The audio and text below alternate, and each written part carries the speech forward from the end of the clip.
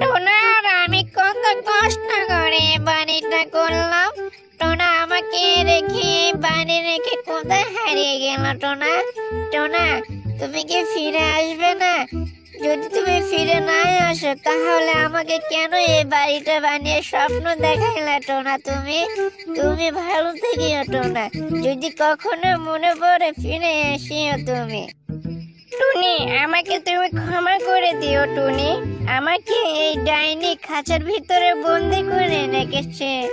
তুমি হয়তো ভুল বুঝতেছো টুনি, আমাকে ক্ষমা করে দিও। আমি না অনেক চেষ্টা করতেছি এখান থেকে বের হওয়ার জন্য, কিন্তু আমাকে এই বন্ধ ঘরে রেখেছে টুনি। আমাকে তুমি ক্ষমা করে দিও টুনি। তুমি হয়তো আমাকে ভুল বুঝবে, কিন্তু আমি খুব কষ্টের ভিতরে আছি টুনি। মামুনি, মামুনি, আমার বাবা কই? মামুনি, বাবাকে ছাড়া আমাকে ভালো লাগতেছে না। তুমি বোঝার চেষ্টা করো মামুনি, বাবা কই গেছে? বাবা ছাড়া আমি খাইতে পারতেছি না, ঘুমাতে পারতেছি না। বাবাকে তুমি এনে দাও মামুনি, বাবা ছাড়া আমাকে আর ভালো লাগতেছে না মামুনি। বাচ্চাকে আমি কিভাবে বলবো তার বাবা আর কোনোদিন আমাদের কাছে আসবে না? তার বাবা নতুন একটা সংসার বেঁধেছে, আমি শুনেছি। আমি কিভাবে তাকে বোঝাবো? না, কিছু একটা বলে কেটে দিতে হবে। মামুনি, মামুনি, তুমি যখন খেলতে বাইরে গিয়েছিলে সেদিন তোমার বাবা কাজের জন্য বাইরে গিয়েছিল, তোমাকে বলতে পারে নাই মামুনি। তুমি কিছু মনে করো না, এই তো 3-4 দিনের মধ্যে চলে আসবে তোমার বাবা। তুমি তখন বাবার সঙ্গে সারাদিন খেলিও মামুনি। এখন চুপচাপ থাকো মামুনি।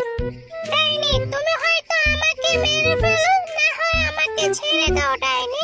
আমি অনেক কষ্টের ভিতরে আছি ডাইনি। আমার বউ বাচ্চারা আছে, তারা অনেক চিন্তা করতেছে ডাইনি। তুমি আমাকে ছেড়ে দাও, না হলে মেরে ফেলো।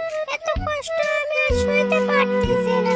হয় তুমি আমাকে খেয়ে দাও, না হলে ছেড়ে দাও। কি করবে করো ডাইনি, আমি আর সহ্য করতে পারতেছি না। আমার খুব কষ্ট হচ্ছে, তুমি বুঝোই। জঙ্গলের ভিতর থেকে এই ডাবের গাছ দেখা যাচ্ছে, এত উঁচু জায়গায় এই ডাবের গাছ, কিন্তু ডাবের গাছের কাছে এসে দেখলাম ডাব নেই, শুধু লম্বাই হয়েছে। মনে হয় ডাবের গাছটা কেটে রাখি। কত কষ্ট করে এই উঁচু জায়গায় উঠলাম আমি ডাব খাবো। ডাবের পানি অনেক দিন থেকে খাই না, মনটা শান্তি করে আজ খাইতে চাইলাম, কিন্তু ডাবের গাছে তো ডাব নেই। কি যে করে, না অন্য জঙ্গলে যায় হেঁটে হেঁটে। এই বলে শিয়ালটি অনেক রেগে মন খারাপ করে সেখান থেকে রওনা দিলেন হেঁটে হেঁটে আর এক জঙ্গলের উদ্দেশ্যে। এদিকে টোনা পরীকে দেখে অনেক খুশি, মনে মনে শান্তি ফিরে এলো। যেভাবে হোক পরী আমাকে মুক্ত করে দিবে। পরী তো টোনাকে দেখে অনেক অবাক হয়ে গেছে। তখন সে মনে মনে বলতেছে, আরে এই ডাইনি তো সবাইকে ধরে ধরে খাঁচা বন্দি করে রাখে, কিন্তু আমার হাত থেকে সে রক্ষা পাবে না। আমি তো ওকে আগুনে পুড়ে ভস্ম করে দিতে আসলাম, কিন্তু ওকে তো পারলাম না। তখন টোনার সঙ্গে কথা বলার পর জাদুকর টোনাকে মুক্ত করে দিলেন।